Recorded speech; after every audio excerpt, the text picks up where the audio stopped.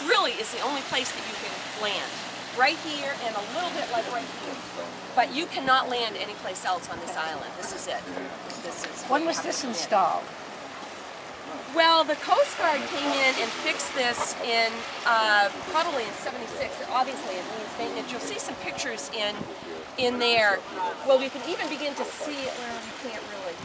But you'll see pictures, and it gets very narrow down there because they built it, and then they didn't figure the really low tide. So they had to come in and build a little bit more. So you'll see that down, farther down, it's much narrower, so you'll see that. But there's always been a ramp here. This is the way they always had to come in. So there's always been a ramp here. This is a Peapod. A Peapod is the kind of a boat that they use, and it was a wonderful boat because it could go in either direction. It was meant to be rowed, not with a motor.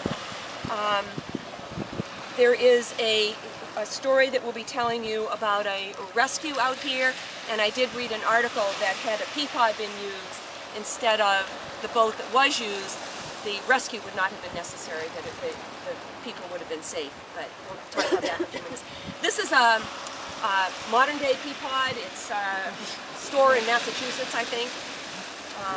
I understand that these Peapods are not being used anymore, although one was found and is now in the Rockland Museum, the Lighthouse Museum in Rockland, so you can actually see the Peapod there.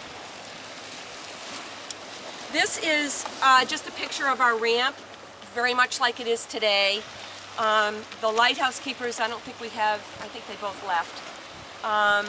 But we've, as Sherry said, we've met a lot of them, and they've given us stories and everything. They all talk about leaving the island to go to the mainland, or go to Old Orchard, or go to Biddeford, to shopping, movie, whatever, and come back, and this is what they have to land in.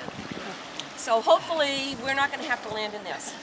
They all talk about the fact that their families, their groceries ended up in the water at some point.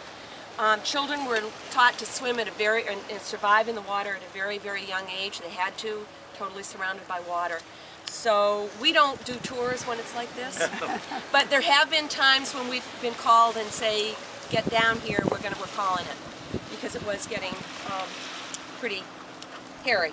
This is the story. This is Tammy and Holly Burnham, and this is in 1960. This is what the lighthouse looked like at the time, which I think is really beautiful. It is going to be renovated, but it's not going to be renovated to this look. This is a porch that has been enclosed, and that's going to become back to what it was like in 1906, and this will be an open porch.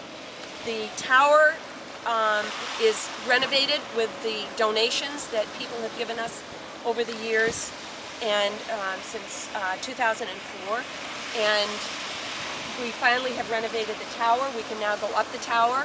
For the past, I think, 2 years, we've been able to go up the tower. There's a